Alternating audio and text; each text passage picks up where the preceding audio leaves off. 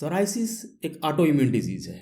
ये बीमारी क्यों होती है इसकी वजह किसी को नहीं पता, और जिस बीमारी के होने की वजह न पता हो उसका इलाज बहुत ही कठिन होता है। आपको इस बीमारी के बारे में जितनी ज़्यादा जानकारी होगी उतनी ही आसानी से आप सोराइसिस को कंट्रोल कर पाएंगे। सोराइसिस की साइंटिफिक जानकारी और सही जानकारी के लिए आप इस चैनल को सब्सक्राइब करें और हाँ, बेल आइकन को भी प्रेस कर दें ताकि जब भी वीडियो अपलोड हो आपको तुरंत नोटिफिकेशन मिल सके। सोराइसिस आपके शरीर में किसी भी पार्ट पे हो सकती है। आपके स्कैल्प पे हो सकती है, आपके हाथ पे हो सकती है, आपके पैरों पे हो सकती है, आपकी नाक पे हो सकती है, आपके कानों पे हो सकती है। लेकिन सोराइसिस आपके शरीर के किसी भी पार्ट में और किसी भी सीवियरिटी में क्यों ना हो, ये देखा गया है कि जब भी ठंड का मौसम आता है तो सोराइसिस की कंडीशन बहुत ज़्यादा वर्स्ट हो जाती है। सोराइसिस फ्लेयर अप हो जाता है। हम इस वीडियो में जानेंगे कि ठंड के मौसम में सोराइसिस क्यों बढ़ जाती है और सोराइसिस को कंट्रोल करने के 10 टिप्स जो साइंस पर बेस्ड हैं। आइए जानते हैं कि ठंड के मौसम में सोराइसिस की समस्या क्यों बढ़ जाती है। इसकी जो सबसे पहली वजह है वो है धूप की कमी। सूर्य के प्रकाश में अल्ट्रावायलेट किरणें होती हैं जो कि सोराइसिस के पेशेंट के लिए फोटोथेरेपी का काम करती हैं।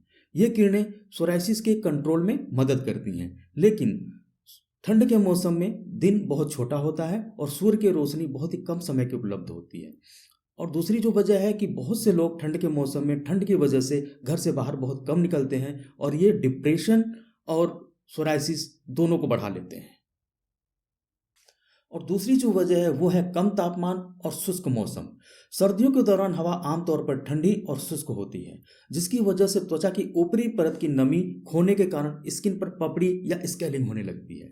सर्दियों के दौरान बहुत से लोग घरों में हीटर जला के सोते हैं, जिसकी वजह से हवा बहुत ज़्यादा शुष्क हो जाती है और ये सोराइसिस के पेशेंट के लिए ट्रिगर का काम करती है। आइए अब जानते हैं सर्दियों में सोराइसिस को कंट्रोल करने के 10 टिप्स। इसमें जो सबसे पहला है वो है मॉइस्चराइजर। मॉइस्चराइजर का जो मुख्य काम होता है वो होता है स्किन पे उसके अंदर की नमी को मेंटेन करना या बरकरार रखना। लेकिन अगर जो आप मार्केट में उपलब्ध सुगंध वाले और केमिकल से बने हुए मॉइस्चराइजर का उपयोग करते हैं तो ये आपकी सोराइसिस को बहुत ज़्यादा बढ़ा सकता है, ये कंट्रोल नहीं करेगा, क्योंकि इसमें जो उपस्थित जो केमिकल्स होते हैं और जो सुगंध वाले पदार्थ होते हैं वो सोराइसिस के लिए ट्रिगर का काम कर सकते हैं। इसलिए अगर जो आपको सोराइसिस है तो आपका जो मॉइस्चराइजर यूज़ करना है वो बिल्कुल सुगंध रहित होना चाहिए और नेचुरल होना चाहिए। और हाँ, जितना ज़्यादा गाढ़ा होगा उतना ही आपके सोराइसिस को और आपकी नमी को मेंटेन करने के लिए, स्किन की नमी को मेंटेन करने के लिए बहुत ही अच्छा होगा। अगर जो आपको इस तरह का कोई मॉइस्चराइजर नहीं मिलता है तो आप इसकी जगह पे आप कोकोनट ऑयल का यूज़ कर सकते हैं एज ए मॉइस्चराइजर। हाँ, कोकोनट ऑयल को लगाने के बाद में आप 2 या 3 लेयर उसको लगा सकते हैं ताकि आपकी नमी बरकरार रहे। और अगर जो आपके पास एलोवेरा उपलब्ध हो तो एलोवेरा के पत्तों को तोड़ के उसके अंदर का जो जेल होता है वो इन्फेक्टेड स्किन पे लगाएं और सूख जाने के बाद उसके ऊपर कोकोनट ऑयल का यूज़ कर सकते हैं। इससे आपको डबल फायदा होगा और आपकी नमी बरकरार रहेगी, आपकी स्केलिंग नहीं होगी और इचिंग और रेडनेस भी बहुत हद तक कंट्रोल हो जाएगा। दूसरी जो टिप्स है वो है ह्यूमिडिटी।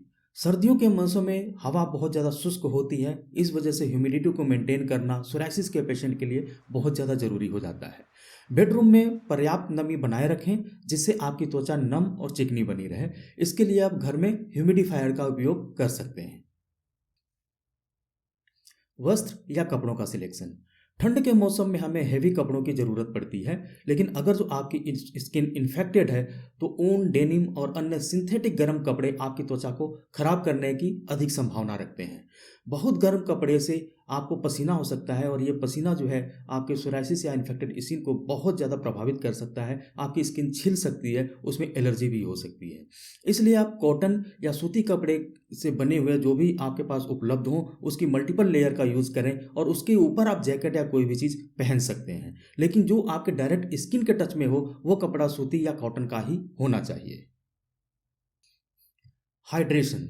ठंड के मौसम में ज़्यादातर लोग पानी बहुत कम पीते हैं और सोराइसिस की नमी बहुत इंपॉर्टेंट है। इसलिए त्वचा के अंदर की नमी को बरकरार रखने के लिए, बनाए रखने के लिए आपको कम से कम 8 से 10 गिलास पानी जरूर पीना चाहिए। हाँ, अगर जो ठंडा पानी पीने में आपको समस्या हो रही है तो आप पानी को गुनगुना या गर्म करके पी सकते हैं।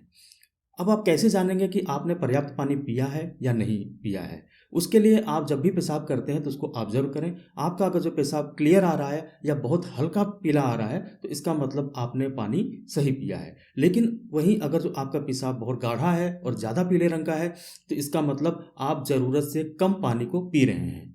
आप कमेंट करके नीचे में बताइए कि आप इस समय पर डे कितने गिलास पानी पीते हैं। स्नान या बाथिंग। ठंड के मौसम में ज़्यादातर लोग गर्म पानी से नहाना पसंद करते हैं, लेकिन गर्म पानी से लंबे समय तक नहाने से आपकी त्वचा की नमी दूर हो जाती है। और हम साबुन का उपयोग करते हैं तो साबुन के उपयोग करने से भी हमारी त्वचा की नमी जो है वो बहुत कम हो जाती है। इस वजह से जब भी आप नहाएं तो कोशिश करें कि आप ठंडा पानी से नहाएं, और अगर जो आपको पानी करना पड़े तो बहुत ही कम गर्म पानी से और कम समय के लिए नहाएं। लेकिन नहाने के तुरंत बाद जो आपकी स्किन की जो नमी है वो चली गई है, उसके लिए आप तुरंत वहाँ पे मॉइस्चराइज़र का उपयोग करें, और हाँ, नेचुरल मॉइस्चराइज़र का ही उपयोग करें। टेंशन, तनाव या स्ट्रेस जब कभी भी हम लेते हैं तो हमारे शरीर में साइटोकाइन्स नाम का केमिकल रिलीज होता है, जिसे इम्यून सेल्स भी बोलते हैं। इसकी वजह से हमारे शरीर में इन्फ्लेमेशन बढ़ जाता है और ये सोराइसिस के लिए एक ट्रिगर का काम करता है। अब इसकी वजह से ये होता है कि जो भी स्किन होती है, जहाँ इन्फेक्शन होता है सोराइसिस का, वहाँ पे स्किन की ग्रोथ बहुत तेज़ी से बढ़ जाती है और वो स्किन हमारी जो है पपड़ी की तरह निकलने लगती है, परत दर पर निकलने लगती है। तो इस वजह से आपने सोराइसिस को कंट्रोल करने के लिए सबसे पहले आपने तनाव को कंट्रोल करना होगा। आप तनाव बिल्कुल ना लें, और तनाव को कंट्रोल करने के लिए आप योगा, एक्सरसाइज़ और साँस वाली एक्सरसाइज़, जिसमें साँसों को तेज़ी से छोड़ना और तेज़ी से लेने वाली एक्सरसाइज़ें होती हैं, मेडिटेशन होता है, वो सब आप करें, आपको फ़ायदा ज़रूर मिलेगा। सूर्य का प्रकाश। ठंड के मौसम में आपको जब भी मौका मिलता है तो कोशिश करें कि सूर्य के प्रकाश में ज़रूर बैठें, और जो भी आपके इन्फेक्टेड पार्ट है सोराइसिस से, उस पार्ट को आप एक्सपोज करें सूर्य की रोशनी में।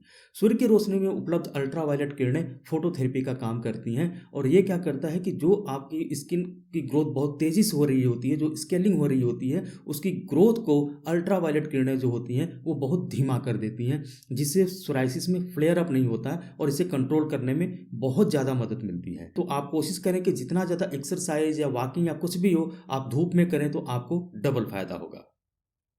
वजन या वेट को मैनेज करना तो हर इंसान के लिए बहुत ज़्यादा ज़रूरी होता है।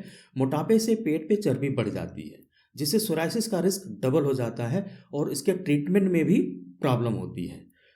अगर जो आप अपने वेट को कंट्रोल करना चाहते हैं और सोराइसिस डाइट को फॉलो करना चाहते हैं तो इसके लिए हमने ऑलरेडी एक वीडियो बनाया हुआ है। अगर जो आपने वो डाइट फॉर सोराइसिस वाला वीडियो नहीं देखा है तो इस लिंक में जाके ज़रूर देख लें, आपको बहुत ज़्यादा फायदा होगा आपको सोराइसिस को कंट्रोल करने में और सोराइसिस की डाइट लेने में। शराब। शराब से तात्पर्य ऐसा कोई भी पेय पदार्थ जिसमें अल्कोहल की मात्रा हो, चाहे वो बियर हो, वाइन हो या विस्की हो, से है। शराब का सेवन सोराइसिस के लिए ट्रिगर का काम करता है, जिससे सोराइसिस बहुत ज़्यादा बढ़ जाती है। दवाइयाँ भी सही तरीके से काम नहीं करती हैं और इसके बहुत ज़्यादा गंभीर साइड इफ़ेक्ट भी होते हैं। शराब से आपकी इम्यूनिटी कमज़ोर हो जाती है और इन्फेक्शन का खतरा भी बहुत ज़्यादा बढ़ जाता है। फैटी लीवर और लीवर सिरोसिस होने से सोराइसिस कंट्रोल करना बहुत मुश्किल हो जाता है। इसलिए आप कोशिश करें कि शराब का सेवन बिल्कुल भी ना करें, किसी भी फॉर्म में ना करें, तो आपको सोराइसिस को कंट्रोल करने में बहुत ज़्यादा मदद मिलेगी। धूम्रपान या स्मोकिंग।